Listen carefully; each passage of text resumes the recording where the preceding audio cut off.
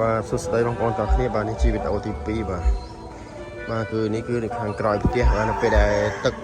រីងទៅយើងបាទធ្វើចណ្ដើរបាទដើរបែបនេះបាទគាត់ថាថតអត់បានប្រយ័ត្នហ្នឹងបាទដើរស្រួលតិចសិនកាត់ទេ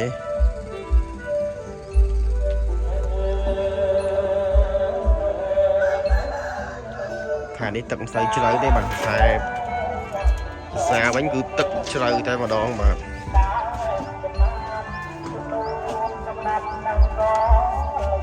នេះគឺទស្សនភាពយើងចេញពីក្នុងផ្ទះទៅបាទ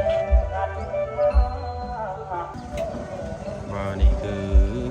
នៅខាងមុខផ្ទះបាទទស្សនភាពដូចនៅភូមិបាក់ព្រាអញ្ចឹងបាទដូចគ្នាអញ្ចឹងភូមិនៅលើទឹក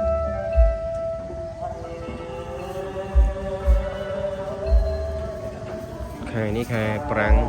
ផ្ទះយើងចិត្តគ្នាតែបើខែវស្សាផ្ទះនៅរៀងឆ្ងាយព្រោះទឹកឡើងខ្លាំងចឹងផ្លូវកណ្ដាលនេះគឺនឹងបែកធំបាទហើយខែវស្សាហ្នឹងគឺសម្បូរអ្នកជិះស្បាច់អូជិះលឿនជិះលន់ពេញហ្នឹងខែនេះអត់សូវមានទេបាទ